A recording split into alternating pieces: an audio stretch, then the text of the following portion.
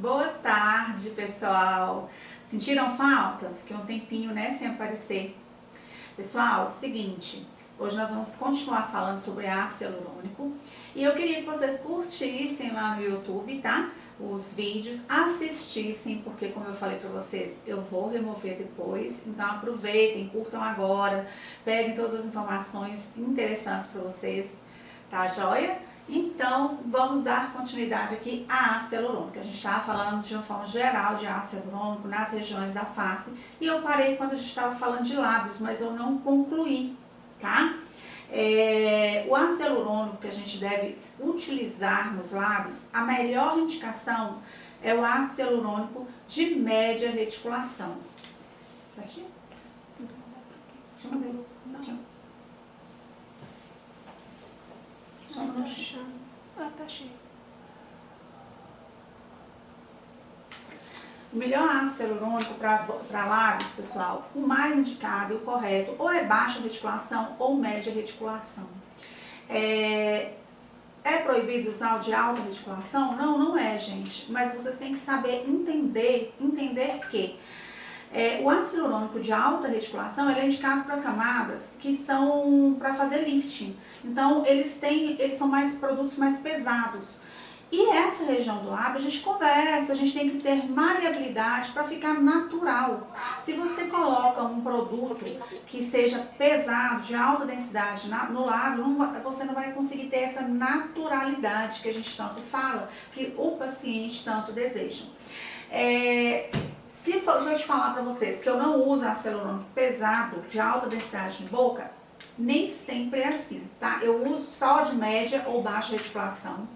Mas o de alta densidade, quando o paciente tem sorriso gengival, quando ri, aparece muita gengiva, aí sim eu tenho a intenção de abaixar esse sorriso. Aí já é uma questão funcional, aí eu com certeza vou utilizar um preenchimento de alta densidade, mas não é o indicado. Então sempre se atentem a isso, preste atenção na altura do sorriso do paciente para ver se aquele lábio compete colocar realmente um produto de alta densidade. Mas pensem também na questão de naturalidade, tá bom? A gente parou falando de lábios masculino e feminino. Agora a gente vai falar da proporção do lábio. O que seria essa proporção? Daqui, dessa comissura até essa comissura, se eu traçar uma linha reta aqui, ó, o meu lábio, sem eu sorrir, eu séria, ele vai dar no início, tá, da minha pupila. Já no limite externo da minha pupila, no limite interno, já se eu sorrir, essa linha vai dar no limite externo. Então, existe uma proporção quando eu estou séria, de uma comissura a outra, e existe uma proporção quando eu estou sorrindo. A média, e isso vai depender da força dos músculos elevadores do sorriso, né, da face, vai depender de séria, 6 centímetros, e sorrindo daria 8 centímetros. Claro, toda regra tem sua exceção. Isso aí seria só para vocês terem uma noção de proporções labiais, tá bom? Fora isso, a gente vai falar agora sobre nariz, tá, gente? O nariz, normalmente, o nariz do homem, ele é menos empinado do que o nariz da mulher. Não que a gente não empine o nariz do homem, até se ele quiser empinar mais, mas não é cabível em relação à proporção que vai harmonizar com o resto da face. O que a gente tem que pensar? O nariz, a boca, os olhos, tudo, as proporções elas têm que harmonizar, eles têm que conversar uma com a outra. Então, se eu trabalho, a proporção masculina é um nariz que pode ser empinado, mas com menor inclinação de empinar, é o ideal para homem. Para mulher já é mais empinado. A média para homem é de 90 a 100 graus, tá? E para mulher de 100 a 110 graus de empinar, nessa angulação que a gente vê aqui, tá bom? Em relação às proporções também faciais de zigomático e mandíbula, eu já até comentei na aula, mas eu vou repetir aqui para vocês, que essa proporção eu acho uma das mais importantes, para ser sincera, Porque quando a gente vai preencher para causar o lift no paciente, a gente trabalha muito nessa região lateral, aqui, de zigoma, de têmpora e de mandíbula. Mas, quando a gente fala em proporções zizi e gogô seria goníaco, mandíbula, tá? Onde aqui a altura do contorno da mandíbula dá. Normalmente, no homem, na mulher, essa proporção zigomática, sendo 100%, ela tem que ter essa inclinação, ó. A mulher ela tem essa inclinação. Então, aqui seria 100%, aqui em média de 75%, para causar essa inclinação, porque o rosto da mulher é mais fino, é mais delicado. E o homem seria 100% no zigomático e 100% aqui no goníaco. Então, seria um rosto mais quadrado, tá? Então, quando a gente vai preencher o paciente, no homem é que a gente pode dar mais volume de uma forma que fique igual aqui. E às vezes a pessoa preenche tanto que tem pessoas ficando assim, né? Como é que é? Assim, isso. Porque a mandíbula está ficando muito mais preenchida que o zigomático. Então, se eu vou preencher a mandíbula, eu tenho obrigatoriamente que olhar qual é a altura do meu zigomático e vice-versa. Tá? Porque as partes têm que se casar, têm que conversar uma com a outra. Então, eu tenho que deixar, para me deixar fazer um rosto feminino, eu tenho que ter essa inclinação. Para me fazer um rosto masculino é mais reto, é quando eu deixo um rosto mais masculinizado, tá? E aí vai a questão da gente ter um bom senso, porque às vezes tem um paciente que já tem um jaws muito grande, muito severo, o volume do jaws, que é a bochechinha de bulldog, né? E aí, nesse caso, gente, quanto maior esse volume de jaws, maior é a quantidade que eu vou ter que usar aqui em ângulo, em zigomático, para dar esse lifting. Então, isso acaba eu tendo que mensurar que ou eu faço uma lipo cirúrgica ali no jaws, se é que é só a lipo que vai resolver, ou realmente é um processo que vai ter que passar por uma cirurgia para remoção de pele. Se a pessoa não quiser ficar muito grande, né? Porque senão começa a ficar também desproporcional às formas. Então tem que pensar muito nesse sentido de proporção entre um lado e o outro do rosto, tá?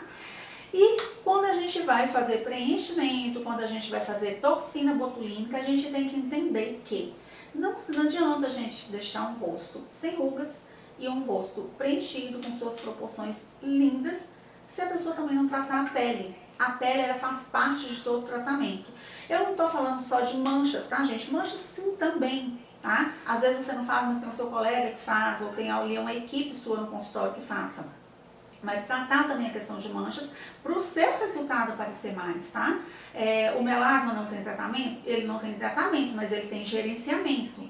Então, hidratar a pele, deixar uma pele mais saudável, mais iluminada. Existem produtos hoje de Skin Busters, tem o PDRN, né, que é o DNA de salmão, tem o PN hoje em dia, que vai te proporcionar essa hidratação. Então, assim, pensem sempre que uma pele seca, ela nunca vai te responder muito bem em relação a um botox. Se você tem uma pele mais hidratada, você com certeza consegue ter um resultado melhor de botox. Se você tem uma pele mais hidratada, o seu resultado de preenchimento vai aparecer muito mais, tá? Então pensem sempre em hidratação, pensem em microagulhamento, pensem em peelings, porque isso vai te dar uma qualidade de pele que o seu resultado de botox vai ter até maior durabilidade e o seu preenchimento vai aparecer muito mais, tá?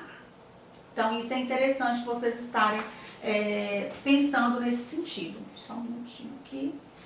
Em relação às proporções, então, do sexo masculino, o que a gente, em comparação com o sexo feminino, nós vamos fazer uma comparação aqui. O sexo feminino, masculino, ele tem o malar dele mais baixo um pouquinho que o masculino. O feminino ele é mais desenhado para cima, o masculino ele é mais reto. O nariz masculino, ele é menos empinado que o feminino. O lábio masculino, ele é mais fino, é menos coração do que o feminino.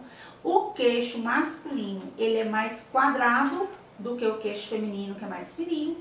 E o ângulo de mandíbula do homem, ele é mais marcado que o da mulher, tá? A sobrancelha da mulher normalmente é mais arqueada do que o do homem. Então, se vocês observarem, O da mulher tem que ter uma maçãzinha de rosto mais proeminente, mais desenhada, né? Que é o efeito Kim Kardashian ou Top Model Look, cada um fala uma coisa.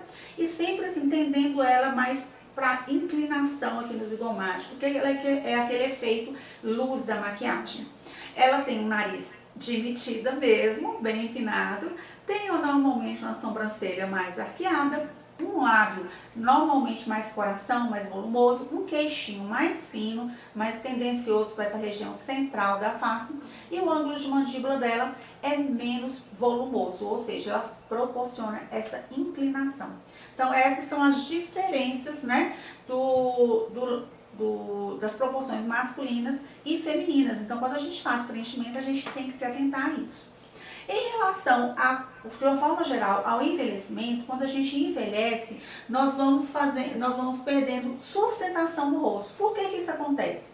Porque a gente tem a reabsorção óssea, tá? A gente tem, a partir dos 25 anos, a gente começa a perder colágeno ao invés de formar e manter ali, né? Então a gente até forma o colágeno, mas a gente não consegue manter aquela quantidade de colágeno que a gente mantinha antes, que a gente só estava formando até seus 25 anos. Depois a gente começa também a reabsorver, né, esse colágeno. Então a gente forma numa quantidade menor, porque o que a gente forma não vai ficando ali no seu organismo, tá?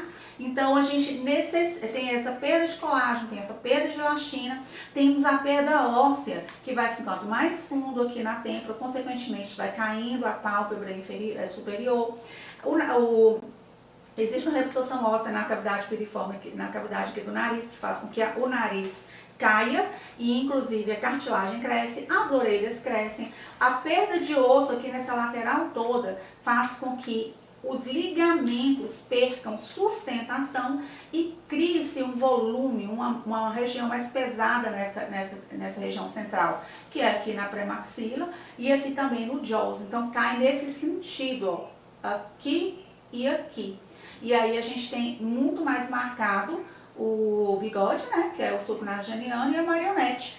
Então, consequentemente, quando a gente vai fazer o lifting com preenchimento, por isso que a gente preenche região lateral, porque despencou mesmo, que caiu aqui para essa região. Então a gente tem que levantar. A gente trabalha aqui na região central, mas menos. Então, tudo isso vai acontecendo. A gente tem a perda óssea, menor formação de colágeno, de elastina, e os ligamentos ali vão pitosando, vão caindo de uma forma que eu acabo tendo deixando o meu rosto mais quadrado. O que seria isso? Um rosto que fica com o jaws mais marcado, você não consegue ver um rosto mais triangular, você consegue ver um rosto quadralizado, porque o jaws já está com um volume muito grande, tá? E claro que aquelas formações esqueléticas, formações ósseas, que eu falei para vocês na aula passada, sobre a pessoa ser dólica, meso ou braque, influencia muito nesse envelhecimento. Se a pessoa é dólica, que tem um rosto mais comprido, a pessoa envelhece muito mais rápido do que uma pessoa braque, que tem essa mandíbula mais marcada, porque essa mandíbula mais marcada, o queixo mais marcado, a gente consegue ter uma sustentação melhor aqui de osso, tá? É a mesma coisa para o classe 2 esquelética, que é a pessoa que tem deficiência de mandíbula e de queixo. Normalmente a papada emenda aqui, quando o envelhecimento também é mais acelerado do que uma outra pessoa que seja classe 3, que é o crescimento exacerbado da mandíbula e do queixo, tá, gente? Então, tudo isso a gente tem que pensar no envelhecimento. Com o envelhecimento também a gente vai ter a formação dos coxins de gordura. A gente já tem os coxins de gordura quando a gente está jovem, só que eles são bem espalhados na face. Existem os coxins, eles são como se fossem unidos um ao outro, igual vocês veem ali na primeira figura. E aí, conforme vai passando década após década, esse envelhecimento ele vai sendo acelerado e os coxins de gordura começam a adquirir posições específicas. Por que a gente tem aqui uma gordurinha aqui? Porque esse coxim que estava bem distribuído localiza mais aqui nessa região. Normalmente também a gente acaba formando bolsa nessa região. O jaws é um coxinho de gordura. Então esses coxins de gordura, eles vão ficando nas regiões que a gente vai ficando mais pesada na face, que é aqui no sucralaginiano, na bolsa do Bobbi Brown, aqui no Jaws. Então, quando a gente preenche em locais onde não tem esse coxinho de gordura para disfarçar. Então, se eu tenho um coxinho de gordura aqui, aqui ficou fundo o meu sucralaginiano, então eu tenho que preencher aqui um pouquinho na minha fossa canina para disfarçar, para dar mais luz e disfarçar essa gordura aqui. Do mesmo jeito que eu tenho que preencher aqui justa ósseo para dar essa levantada que todo mundo deseja, né? Então é assim que funciona, você reposiciona os tecidos fazendo preenchimentos na camada correta, que seria realmente na camada justa óssea, tá? Para tentar fazer com que dê aquele volume perdido. Gente, então estão falando aqui que acabou meu tempo, tá? Já deu os 15 minutos aí. Eu agradeço a presença de vocês. E hoje nós vamos fazer uma enquete, que hoje teria que ser marcação e não deu para ser marcação, porque eu tô com uma pessoa enferma aqui do meu lado. Mas amanhã vai ser marcação. E aí a gente vai fazer uma enquete para saber o que vocês querem que faça amanhã a aula de marcação, tá bom? A live sobre marcação. Obrigada pela presença de vocês. Vão lá no YouTube, Trate, com 2 T's, Trate DF, tá? Façam inscrição, sigam a gente lá e curtam o vídeo também. Obrigadinha.